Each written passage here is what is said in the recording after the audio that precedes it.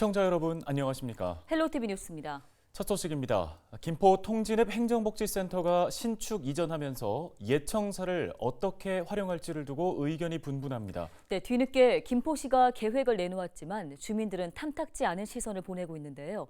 어떤 이유 때문인지 이세진 기자가 취재했습니다. 김포 통진읍 옛 청사 주변 거리. 한 달 전까지만 해도 이 동네 번화가였습니다. 지금은 점심시간에도 오가는 사람이 많지 않습니다. 지난달 상권 한가운데 있던 통진읍 행정복지센터가 큰 길 넘어 신청사로 자리를 옮기면서 생긴 변화입니다.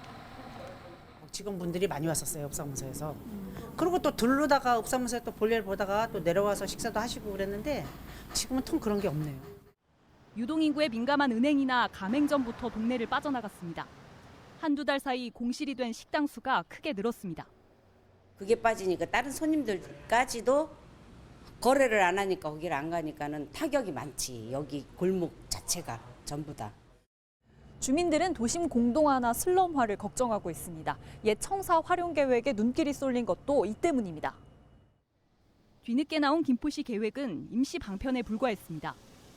아직까지는 뭘로 용도가 정해지질 않아서 그 정해지지 않은 상태에서 그냥 두긴 아깝잖아요. 그래서 최소의 비용으로 주민들한테 가장 큰 혜택을 줄 수 있는 게 뭔가를 봤더니 이게 주차장 조성하는 거더라고요. 하지만 이 계획도 주민 공감을 얻지는 못했습니다. 옛 청사 자리에 있는 건물은 모두 2동. 김포시는 이 가운데 한 동을 허물어 주차장을 조성한다는 계획입니다. 하지만 건물까지 헐어 만들 수 있는 주차 공간은 단 30면. 철거 예산도 아직 확보하지 못했습니다. 주민들은 이번 계획에서 주민 의견을 듣는 과정이 없었다는 점을 가장 큰 문제로 꼽고 있습니다. 어떻게 해달라는 것도 없어요. 와서 우리한테 시에서 이렇게 할 계획이다. 또 우리 상인들은 우리들은 이렇게 했으면 좋겠다는 협의 한 번만 해봤으면 좋겠다는 거예요. 주먹구구식 행정이라는 지적도 나왔습니다. 김포시는 상대적으로 오래되지 않은 나머지 건물은 외국인 지원센터 성격의 상호문화 교류센터로 활용하겠다는 계획을 함께 내놨습니다. 하지만 이 계획 역시 일방적 검토였다는 겁니다. 그리고 집행부에 필요한 부서에 뿌려가지고 안을 받은 거더라고요. 그래서 그거에 대해서 어떤 식으로 우리 의견이 수렴됐느냐 물어봤더니 주민분들에 대해서 공식적인 그런 안이 아니라 이장님들 모였을 때 그 의견을 물어봤다. 그 주민분들이 필요한 시설을 해줘야 되는데 이걸 수렴하는 과정이 공식적으로 한 번도 없었다. 평소 주민들과의 소통을 강조해온 김포시. 환영받지 못한 옛 통진읍 청사 활용 계획은 행정의 구태를 넘지 못했다는 지적입니다. 헬로티비 뉴스 이세진입니다. 인천시가 행정체제 개편을 본격화합니다. 시는 올해 상반기 중 행정안전부에 행정체제 개편을 공식 건의할 계획이라고 밝혔습니다. 시가 지난해 발표한 행정체제 개편안은 중구와 동구를 영종도 중심의 영종구와 중동구 내륙지역 중심의 제물폭으로 재편하고 서구 검단 지역을 분리해 서구와 검단구로 개편하는 방안을 담고 있습니다. 행정체제가 개편될 경우 지난 1995년도 확정된 2군 8구의 현행 행정체제가 2군 9구로 새롭게 변경됩니다. 시는 공론화 과정과 주민, 지방의회 의견 수렴 절차를 거쳐 상반기 중 행안부에 공식 건의를 한 뒤 검토를 거쳐 국회 법률상정과 21대 국회 회기 중 법률 제정을 목표로 개편 절차를 밟을 예정입니다. 인천시가 올해 중점 갈등 관리 대상 사업 12개를 선정했습니다. 시는 지난 30일 공론화 갈등관리위원회를 열고 올해 중점 갈등 관리 대상 사업을 결정했는데요. 우선 지난해 대상 사업 중 서북권 자원순환센터 건립 사업과 인천 해상풍력발전단지 조성 사업, 제3보급단 등 군부대 이전 지역 개발과 지하도상과 관리 운영 제도 개선 조례 개정, 캠프마켓 공원 조성 사업과 효성구역 도시개발 사업 등 8건을 올해 중점 갈등 관리 대상 사업에 재포함시켰습니다. 또 검단지구 택지개발 사업과 소래지역 국가도시공원 지정, 응급의료 전용 헬기 계류장 이전 추진과 용현, 하익 1블록 도시개발 사업 등 4건을 신규 중점 갈등 관리 대상 사업으로 추가했습니다. 시는 해당 사업에 대한 갈등을 풀어가기 위해 갈등 관리 전문가를 1대1로 지원하고 갈등 영향 분석과 갈등 조정, 수기 경청회와 주민 설명회 등 다양한 형태로 맞춤형 갈등 관리와 지원에 나선다는 방침입니다.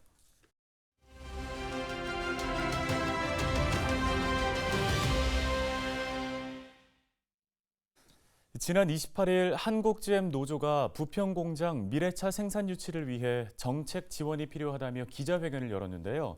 시설 투자를 위해 수도권 과밀 억제 권역 차별을 개선해야 한다는 시각이었습니다. 네, 한국 GM 노조 관계자를 직접 연결해 보겠습니다. 차형석 고문님이 전화 연결돼 있습니다. 자, 먼저 얼마 전 기자회견에서 이 부평 공장 전기차 생산 유치를 위해서 정책 지원을 확대해달라 이렇게 요구가 있었습니다. 구체적인 내용을 좀 들어보겠습니다. 제일 중요한 거는 네. 저희가 이제 수도권 사업장이다 보니까 지방하고의 어떤 차별적인 뭐 세제 혜택이라든가 정부 지원 이런 게 좀 법적으로 지금 그 이제 예전 한 30년 전에 만든 법인데 지금도 수도권 과밀 억제 지역에 있다 보니까 그런 부분에서 이제 차별적인 대우에 대한 부분에서 좀 해소를 원하는 거고, 그래서 관련된 의원들도 좀 만나고 뭐 이렇게 하는 거죠. 네, 이 수도권 과밀 억제 권역 차별을 어떻게 개선을 해야 한다는 건지 듣겠습니다. 지금 현재 지방과 어떤 수도권에 있는 부분에 있어서의 차별적인 세제 지원, 지자체법에 보면 이제 지방 같은 경우는 이제 세제 지원을 많이 받는데 수도권 같은 경우 그런 게 좀 미비하고 하는 이런 부분도 있거든요. 그래서 일단 국가 산업의 그 미래차도 그 지원받을 수 있는 부분하고 그다음에 그 업종에 따른 세제 지원 부분 이렇게 세액공제 조세 특례죠 한마디로 거기에 대한 부분에 지금 지원을 요청하는 거죠. 예, 지난해 9월입니다. 노사 간 임단협 합의에서 노사 간 변화 대응 특별협의체를 구성한다고 했는데 그동안의 활동이 좀 있었는지가 궁금합니다. 전기차 관련해서는 사실은 뭐 당면한 문제는 아닌 것 같고요. 당장 뭐 전기차를 유치해야 된다 이런 부분보다는 어떤 향후에 그 앞으로 산업 생태계가 그 미래차 중심으로 가기 때문에 한국GM도 그 존속한 가능을 위해서는 그 새로운 그 전기차 버전의 차량이 와야 되는 거 아니냐 이런 요구인 거고, 이게 뭐 1년, 2년 정도에 이렇게 끝날 부분은 아니고 지속적으로 요구해서 향후에 이제 그 IC 자동차가 단종될 경우에 대비해서 또는 글로벌 전체 자동차 시장이 새로운 이제 전기차로 패러다임으로 바뀔 때 그때문에 한국GM도 생산해야 되지 않냐 이런 거기 때문에 이제 한 발짝 한 발짝 내리는 거고, 관련 법안도 저희가 이제 손질 보게끔 요청하는 그런 거죠. 네, 지금 부평 공장에서 생산하고 있는 차종 중에 트레일 블레이저 단종 시기가 다가올 텐데 다음 생산 차종이 좀 전기차여야 하지 않을까 싶은데 어떻습니까? 부평 공장에서는 그 CUV 뷰익 버전하고 트레일 블레이저 이제 차기 또 MCM도 나올 예정이 있는데 이 부분을 이제 생산하다 보면 일정 정도 그 사이클이 이제 하락세에 접어들면 신차 효과가 이제 트레일 블레이저가 지금 한 3년 이렇게 접어들고 있는데 이제 하락세에 접어들면 그 시점에서 신차를 투입해야 되지 않겠냐라는 그런 얘기인데 이제 그게 뭐 정확하게 뭐 몇 월이나 이렇게까지는 저희도 예측할 수 없는 거고요. 그 정도 되면 아마 전기차의 점유율이 어느 정도 높아가면서 그 전반적인 그 글로벌 시장 자체도 이제 전기차가 좀 이렇게 많이 그 지금보다는 상당한 그 포지션을 차지하지 않을까라는 부분에서 뭐 아시겠지만 한국GM이 그 차지하는 게 대부분 수출 차량이 많기 때문에 그래서 이제 저희도 전기차를 강력히 요구하는 거죠. 네, 알겠습니다. 부평 공장의 미래차 유치 관련해서 한국GM 노조의 입장 들어봤고요. 차형석 고문이었습니다.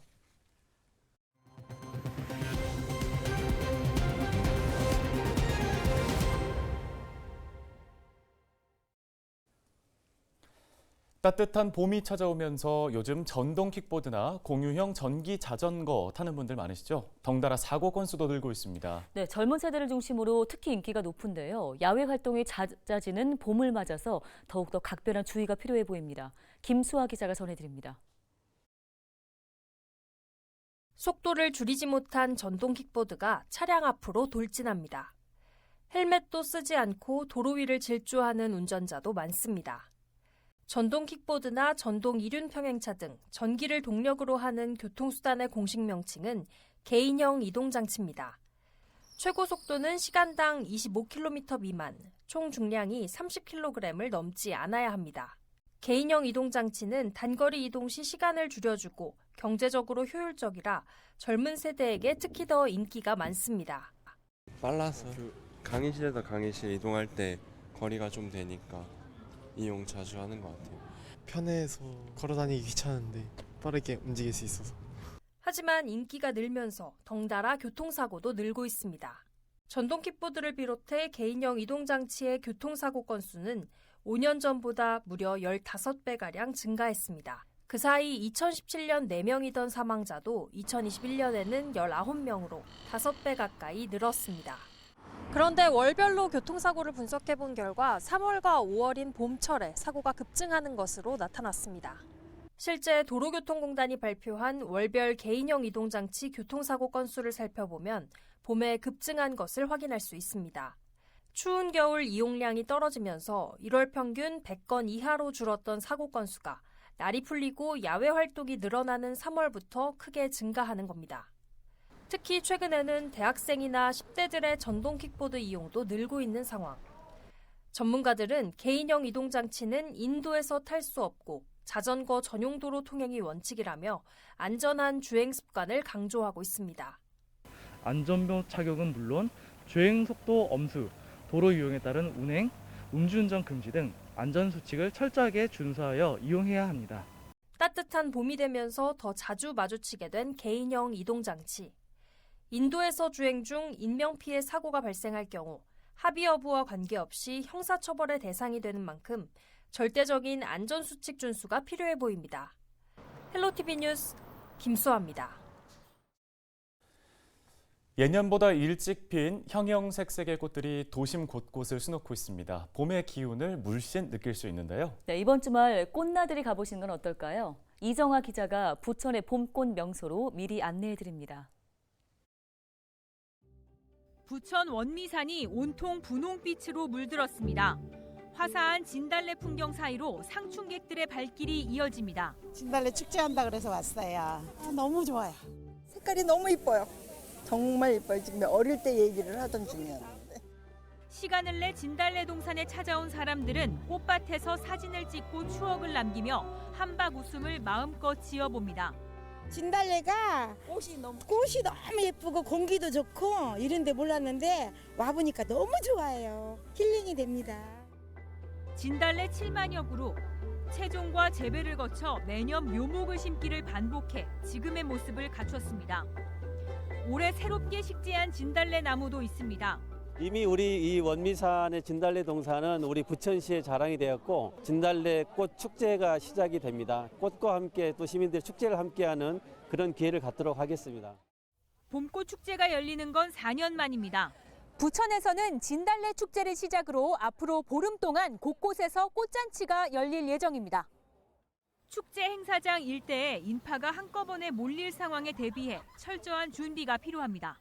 시민들이 많이 찾아오실 텐데 안전을 지금 최우선으로 해서 준비를 하고 있습니다. 경사진 비탈길이나 이럴 때 밀집됐을 때 많이 이제 모였을 때 그럴 때 이런 사고가 발생하지 않도록 저희가 사전에 충분히 준비해가지고.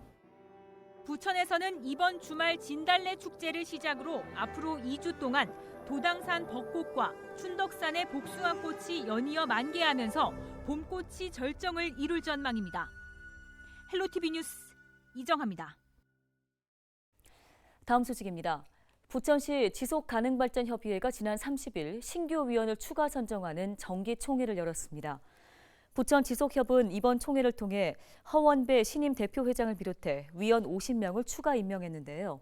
이로써 시민단체와 전문가, 주민 등을 포함해 129명으로 결성된 부천시 지속가능발전협의회는 연구와 평가, 환경사회 등 4개의 분과로 나누어서 활동할 예정입니다. 인천시가 전기차 충전시설 확충에 나섭니다. 시는 환경부가 주관한 지역별 무공해차 전환 브랜드 사업에 7개가 선정돼 국비 161억 원을 확보했다고 밝혔습니다. 시는 국비를 활용해 전기차 이용자의 충전 편의를 위해 지역 곳곳에 총 905개의 충전시설을 확충할 예정입니다.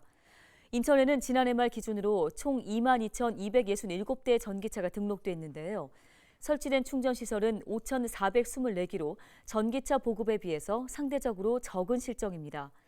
시는 4월 7일까지 충전시설 설치 후보지에 대한 수요 조사와 현장 조사 등을 마무리하고 설치 순위를 조정해 최종 지역을 확정해서 충전시설 설치를 본격화할 계획입니다.